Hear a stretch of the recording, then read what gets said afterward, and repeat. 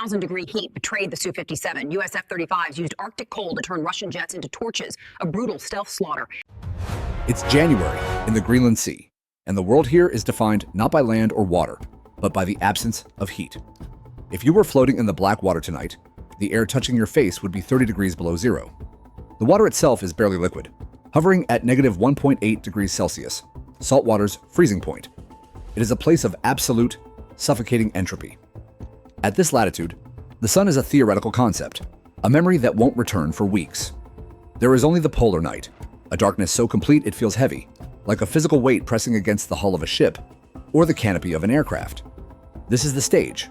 It's not just a backdrop. It is an active participant, a lethal variable that kills the unprepared faster than any bullet.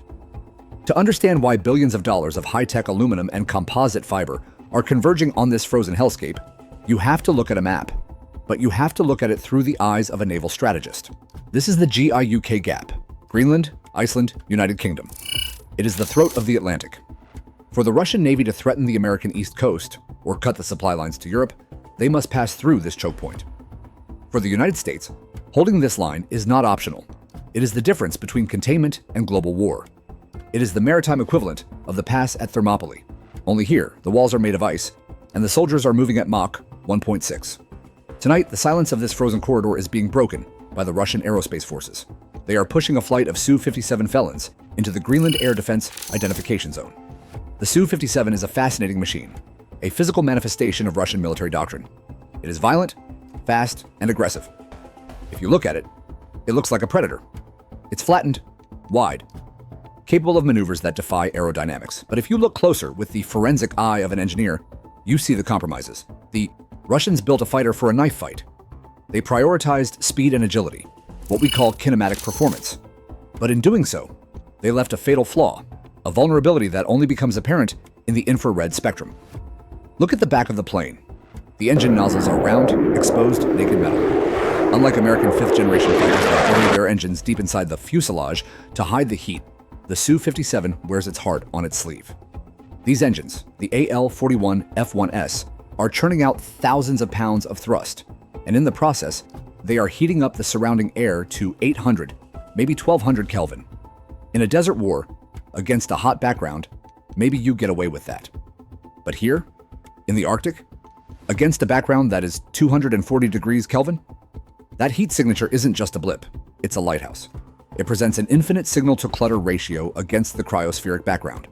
Opposing them, launching from the deck of the USS Gerald R Ford, hundreds of miles to the south, is the answer to that Russian aggression. The F-35C Lightning II. This is the carrier variant, the big-winged brother of the Joint Strike Fighter family. It has a wingspan of 43 feet, significantly larger than the Air Force version, designed to grab the air and provide the lift needed to land on a moving ship. But up here, those big wings serve another purpose. They are fuel tanks.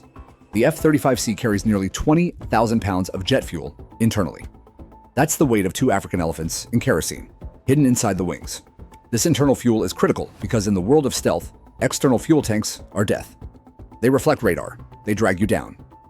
By carrying the fuel inside, the F-35C maintains its very low observable profile, its stealth, while loitering for hours in the freezing cold. But the cold itself is the enemy here. We call it cold soak. When an aircraft sits on the deck in negative 30 degrees, the metal, the hydraulic fluid, the lubricants, they all want to freeze. The F-35 is covered in a specialized radar-absorbent skin, a mat of composite fibers baked into the airframe. It's not just paint, it's structural. And in these temperatures, materials shrink. If the skin shrinks at a different rate than the frame, you get microfractures, you get seams, and a seam to a radar wave is like a crack in a mirror. It catches the light. The maintenance crews on the Ford are fighting a microscopic war against thermodynamics just to keep these birds invisible. But the real magic, the thing that turns this from a dogfight into an execution, is a sensor tucked under the nose of the F-35. It's called the EOTS, the Electro-Optical Targeting System. Think of it as a telescope that sees heat instead of light. This brings us to the physics of the kill. There is a law in physics called the Stefan Boltzmann Law. It's a terrifying piece of math if you are a Russian pilot tonight. It states that the energy radiated by an object grows to the 4th power of its temperature. That means if you double the temperature, the heat signal doesn't just double, it skyrockets. It increases by a factor of 16. Now, remember the Arctic backdrop? It is effectively a black canvas. The Su-57's engines are burning hot. The contrast is absolute. The F-35 doesn't need to turn on its radar. It doesn't need to emit a single electron that would give away its position. It just opens its electronic eye and watches. It sees the Russian fighters burning through the cold sky like meteors, and once it sees them, it calculates. It doesn't just offer a suggestion. It builds a forensic solution for the weapon it carries in its belly, the AIM-260 JATM. This missile is the ghost in the machine. For years, it didn't exist on paper. It was a rumor, a budget line item redacted in black ink. But now we know what it is. It is a dual-pulse predator. Most missiles are like fireworks. They burn all their fuel in the first few seconds to get up to speed, and then they coast. By the time they reach a target 100 miles away, they are exhausted, slowing down, easy to dodge. The AIM-260 is different. It has a motor with two segments separated by a barrier. It fires the first stage to get high and fast. Then it shuts down. It sleeps. It glides through the stratosphere, saving its energy. Only when it is right on top of the enemy, in the final seconds of the engagement, the end game, does the computer wake up the second stage. It reignites the rocket motor. Suddenly, the missile isn't coasting, it's sprinting. It has a full tank of energy to pull 20-30 Gs, turning inside the desperate maneuver of the target. It expands the no-escape zone from a few miles to dozens of miles. But the Russians aren't just flying blind. They brought their own monster to the fight, sitting hundreds of kilometers away on the frozen ground of the Rogachevo Air Base. The S-400 Triumf. This is not just a missile. Battery. It is an area denial system. It creates a dome of death. Its radar, the gravestone, can track 100 targets at once. And its missile, the 40N6E, is a giant. It flies a semi-ballistic trajectory. That means it doesn't fly straight at you. It shoots up into near space, into the thin air where there is no drag, and then it dives down on top of you like a distinct jagged lightning bolt. It converts altitude into speed, hitting the target with kinetic fury. The scary part about the S-400 isn't just the missile, it's the network. The Su-57s out front, they don't have to shoot, they just have to see. They can act as forward observers, spotting the American planes and beaming the data back to the ground. The S-400 can launch a missile at a target it can't even see, guided by the eyes of the fighter jet hundreds of miles away. It is a networked kill chain, a deadly choreography of data and explosives. So this is the setup. On one side, the American F-35's silent assassins hiding in the electronic shadows, using the freezing cold as a magnifying glass for their heat sensors. On the other side, the Russian Su-57s, brash and loud, backed by the heavy artillery of the S-400, trying to bait the Americans into a trap. It is a high-stakes poker game played with billion-dollar chips, and the table is a frozen sea at the top of the world. And the first card is about to be turned. To understand the tension in the cockpit of an F-35C right now, you have to understand the concept of EMCON, emission control. In modern aerial warfare, your radar is your eyes, but it is also your mouth. If you turn on your active radar to look for the enemy, you are screaming into the electromagnetic spectrum. You are broadcasting your location to everyone within 400 miles. So, the American pilots do the only thing that makes sense in a stealth fight. They go silent. They shut it all down. They are flying Mach 0.9 through pitch black icing conditions, relying entirely on passive sensors.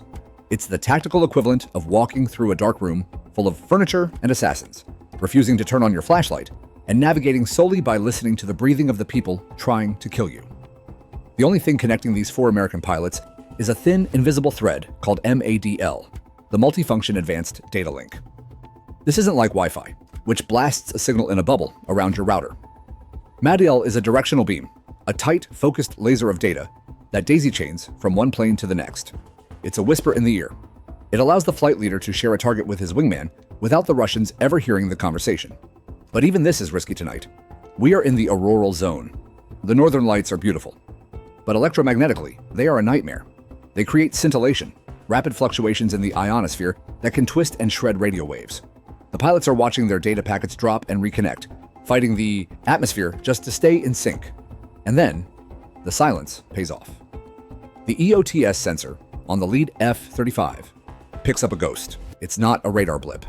It's a smudge of heat.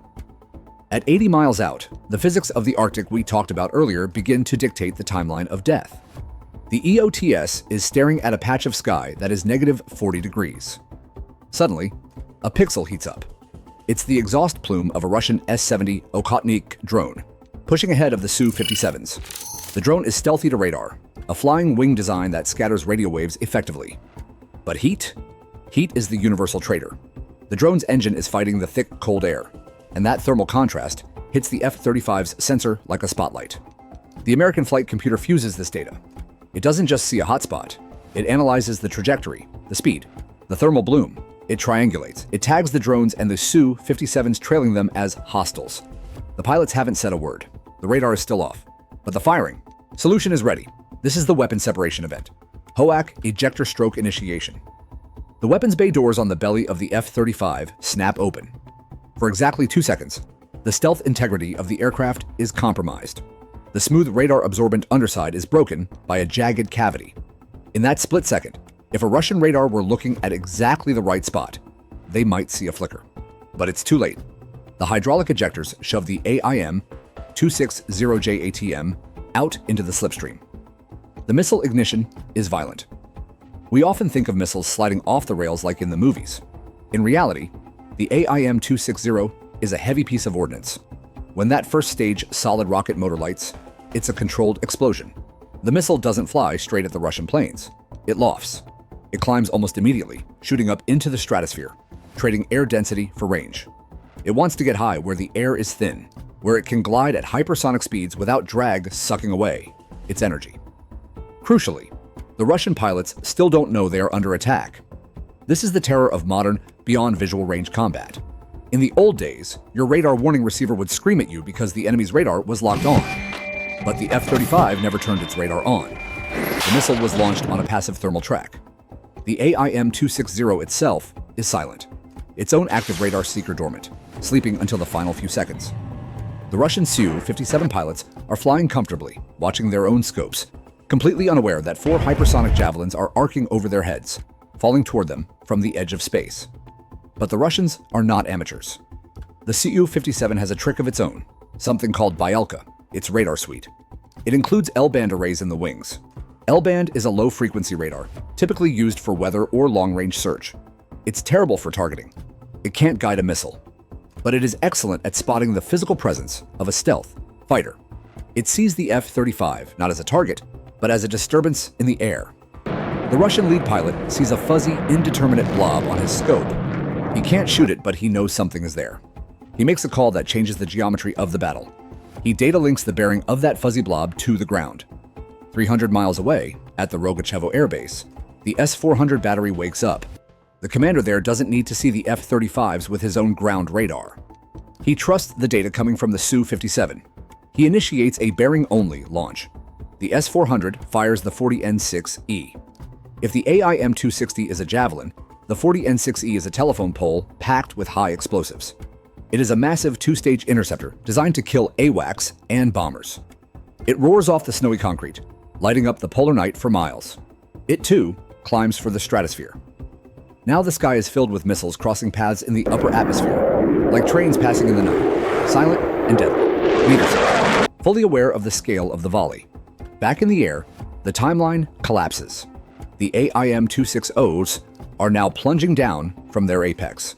They are heavy with kinetic energy, falling at Mach 4 or 5. 10 miles from the Russian formation, the missiles wake up. Their onboard AESA radars snap on. Imagine being the Russian pilot. 1 second, the sky is empty. The next, your cockpit is flooded with the digital scream of a pit bull warning, the code for an active missile seeker lock. You have literally seconds to live. The Su-57 pilots react with instinct. They crank their aircraft into a high G turn, trying to notch. The Doppler notch is a physics trick. Radars detect targets by measuring their speed relative to the ground, the Doppler shift. If you fly perfectly perpendicular to the missile, your relative speed drops to 0. You try to fool the missile into thinking you are a mountain or a cloud, effectively disappearing from its scope. Against an old mechanical radar, this might have worked, but the AIM-260 is smarter. Its AESA seeker sees through the trick. It anticipates the turn, and this is where the dual pulse motor pays for itself. The missile senses the Su-57 turning hard, bleeding energy. The missile computer triggers the second pulse of solid fuel. Boom. The missile gets a fresh kick of thrust. It doesn't just chase the plane, it leads the target, cutting the corner. The impact is not a collision. It is a proximity detonation. The AIM-260 carries a directional blast fragmentation warhead. It detects where the plane is and detonates, focusing a cone of tungsten cubes toward the aircraft. It's like a shotgun blast moving at hypersonic speeds. The lead Su-57 is shredded. The tungsten cubes tear through the composite skin, severing hydraulic lines, shattering the canopy, and turning the engines into debris fields. But as the Russian jet disintegrates, the data link holds for one final millisecond. The coordinates are confirmed. The S-400 missiles are now arriving in the American sector. The F-35 pilots get the warning. Their onboard electronic warfare suite, the ASQ-239 Barracuda, detects the incoming S-400 radar frequency. But these missiles are coming from almost vertical, diving from the top of the sky. The F-35s break formation, scattering, dumping chaff and flares, pumping out jamming signals to confuse the missile seekers. One F-35 dives hard, pulling 7 Gs, the pilot's G-suit squeezing his legs to keep the blood in his brain. The S-400 missile, a massive lumbering giant compared to the agile air-to-air missiles, can't make the turn. It screams past, exploding harmlessly a mile away. But the second F-35 isn't as lucky. It doesn't take a direct hit. The 40N6E explodes 500 meters away. But the S-400 warhead is huge, designed to take out bombers. The shockwave and the shrapnel field are immense. A piece of the interceptor's casing, superheated and traveling faster than a bullet, slams into the F-35's engine intake. The Pratt & Whitney F-135 engine is a marvel of engineering, but it cannot digest a fragment of high-density tungsten shrapnel. The turbine blades shatter. The engine surges, spits fire, and dies. Suddenly, the pilot is no longer a warrior. He is a falling object.